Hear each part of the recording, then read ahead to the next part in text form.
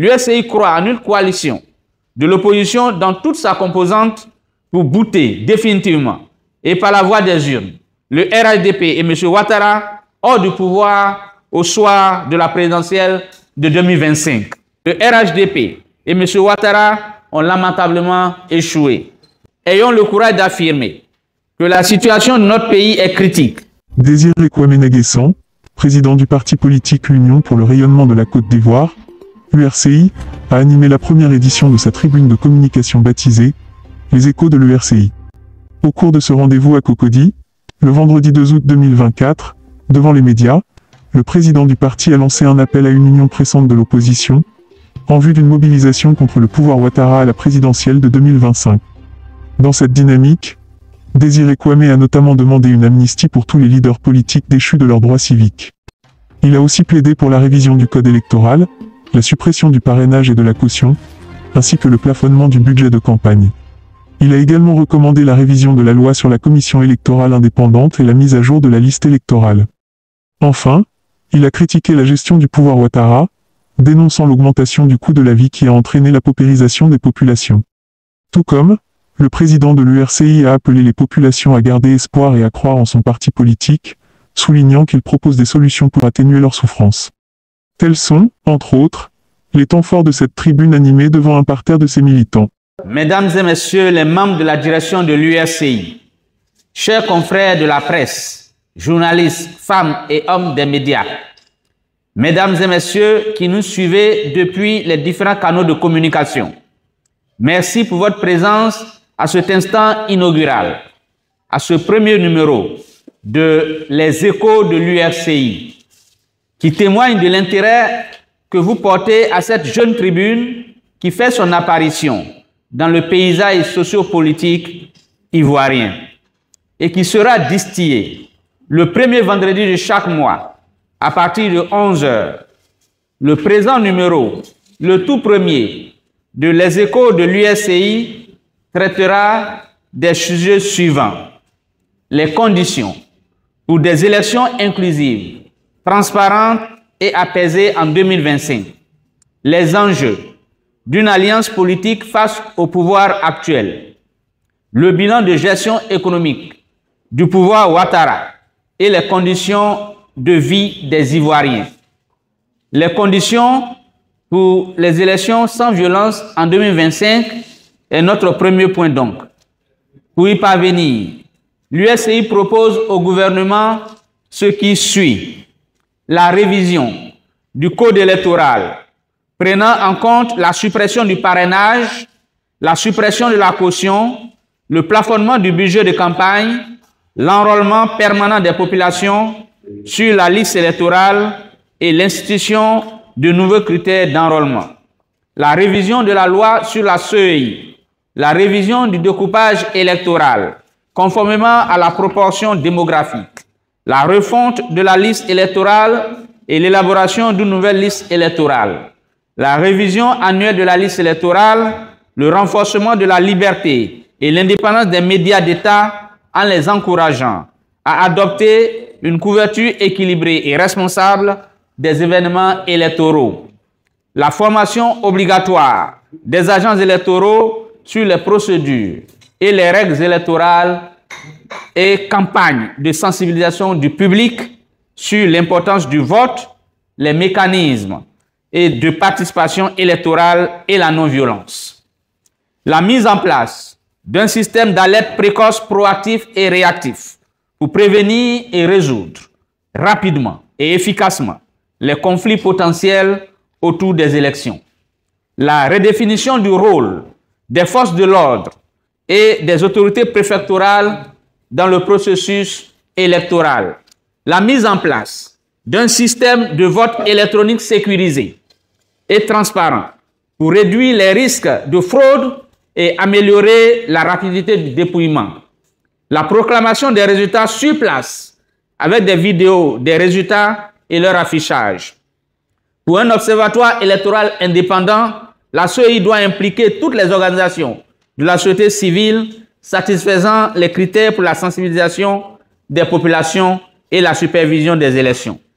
Le règlement du cas des sans-papiers par des audiences foraines, la gratuité et l'accessibilité de l'opération de délivrance de la carte nationale d'identité CENI, faire prendre une loi ou une ordonnance d'amnistie, comme ce fut le cas en 2018 pour Mme Simone Gbagbo et autres, la libération effective des prisonniers politiques et l'encadrement du retour des derniers exilés politiques, l'interdiction d'utilisation des biens de l'État pour les campagnes électorales, la suppression de toute loi visant à museler l'opposition, la presse et les organisations de la société civile, le financement exceptionnel des petits partis politiques du fait qu'ils représentent la voix des minorités dans notre pays, la prise en compte sur les listes du protocole d'État et le ministère de l'Intérieur de ces partis politiques sans discrimination aucune lors des événements nationaux et au dialogue politique à venir,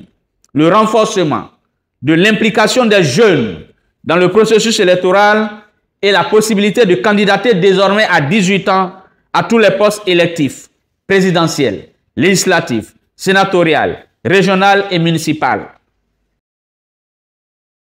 Notre deuxième point, ce sont les enjeux d'une alliance politique avec le PPACI du président Laurent Gbagbo pour mettre fin au régime Ouattara par la voie des urnes. Dans le contexte actuel, l'urgence d'un rassemblement de l'opposition est de mise. C'est en cela que l'appel du président Laurent Gbagbo trouve tout son sens. L'USCI félicite tous les leaders de l'opposition qui militent dans le sens de l'appel de Benoît. L'USCI tient également à préciser que toute initiative émanant de quelque formation politique que ce soit dans le cadre d'un rassemblement de l'opposition est à saluer.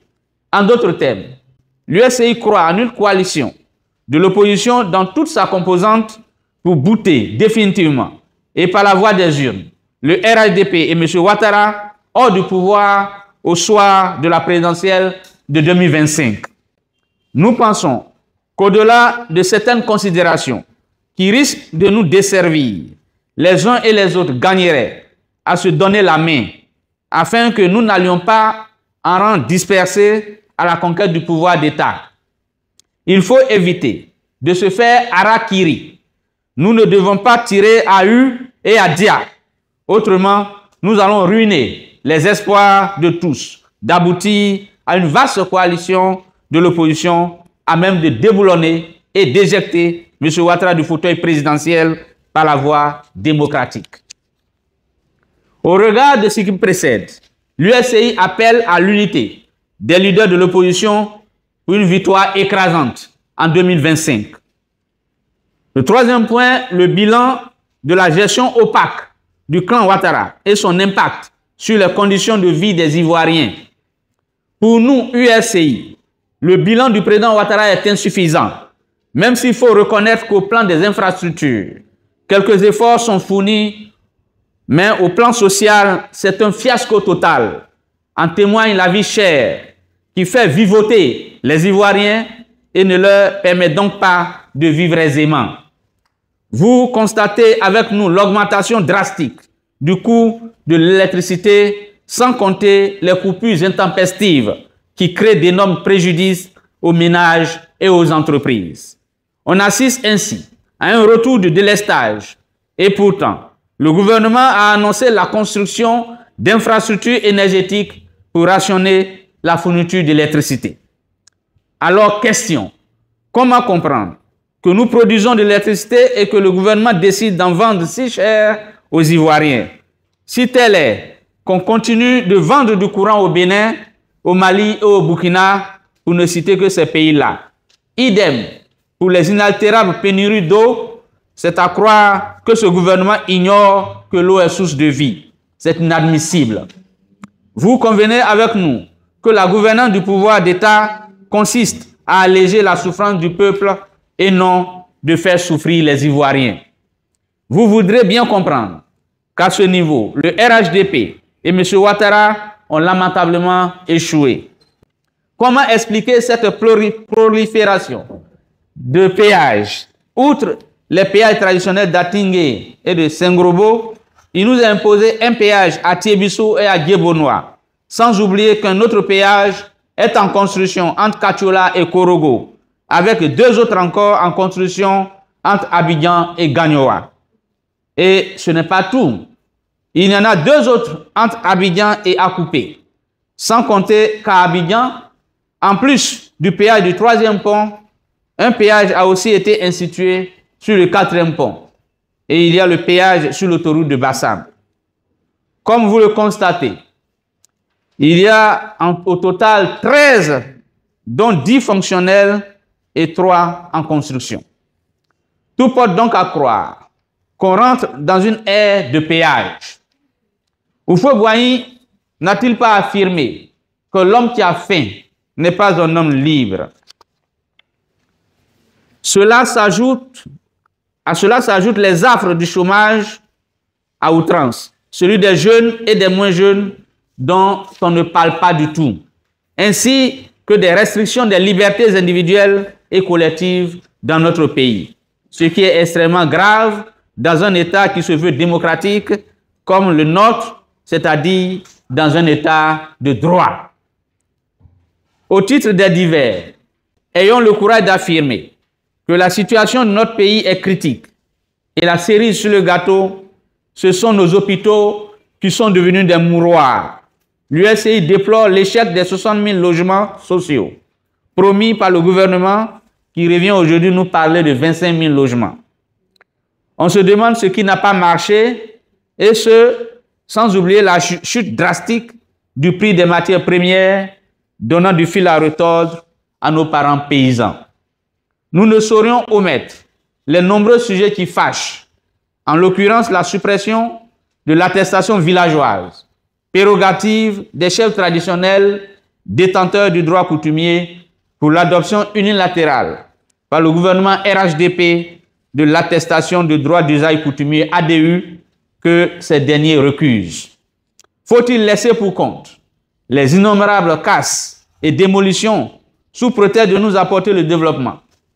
C'est le cas de plusieurs localités, dont Adjamé Village, qui défraie la chronique en ce moment. Et justement, le cas d'Adjamé Village doit servir d'école pour que le peuple habitant prenne conscience de ce qu'un danger d'expropriation plane sur leur terre. Cela est susceptible de s'étendre à tous les villages qui sont absorbés par les villes. Ailleurs dans les rues, au nom de la lutte contre le désordre urbain, on assiste à des exactions et à la barbarie, jetant ainsi au chômage une frange de la population exerçant et subsistant dans l'informel, quand on sait que le gouvernement peine à trouver de l'emploi aux Ivoiriens.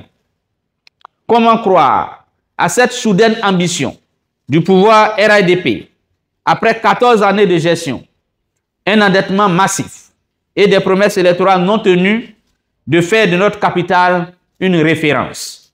Le gouverneur Cissé Ibrahim Bakongo, subitement devenu faiseur de miracles pour le RHDP, pourra-t-il réussir en 14 petits mois avant l'élection présidentielle de 2025 ce que le RHDP n'a pas réussi en 14 longues années? Nous attendons de voir. D'un côté, la saison des pluies nous montre l'impact de l'absence de canalisation occasionnant inondations et écroulement d'immeubles. Le bitume biodégradable n'y échappe pas. D'un autre côté, nous avons la corruption endémique et les scandales financiers, le rattrapage ethnique et les suicides en cascade, les disparitions et enlèvements sans réelle réaction de l'appareil judiciaire. Toutes choses qui montrent que la Côte d'Ivoire va mal, très mal même. Nous vous épargnons plusieurs détails comme l'école ivoirienne qui est en perte de vitesse, avec à la clé l'épineuse question de la crise du doctorat, nos frontières qui sont devenues de plus en plus poreuses, avec pour conséquence un taux énorme de flux d'immigration. C'est pour toutes ces raisons qu'à l'URSI, nous scandons en chœur « J'ai mal à mon pays ». En guise de conclusion, le parti URSI constate, en même temps que toutes les forces vives de la nation, que tout cet imbroglio au sommet de l'État amène les Ivoiriens à avoir besoin d'une offre nouvelle. Sans démagogie et sans complaisance, le parti Union pour le rayonnement de la Côte d'Ivoire invite les Ivoiriens à ne pas désespérer de leur lendemain. À cet effet, l'URCI s'engage à apporter cette offre politique nouvelle comme un chaînon manquant pour une Côte d'Ivoire rayonnante, unie et prospère. Pour soulager la souffrance des Ivoiriens, notre parti indique qu'il suffit de diminuer la TVA pour entraîner automatiquement la normalisation de la vie, de sorte qu'on ne parle plus de la vie chère puisque le prix des marchandises va baisser. L'URCI entend réduire considérablement le coût du péage sur l'ensemble du territoire national pour aboutir systématiquement à la baisse du coût du transport. Tout en veillant à la chute du prix du carburant en Côte d'Ivoire en dépit des contingences mondiales, il urge aussi la revalorisation du coût des matières premières. L'URCI à l'écoute, proche et au service du peuple, j'ai dit. Merci de votre aimable attention.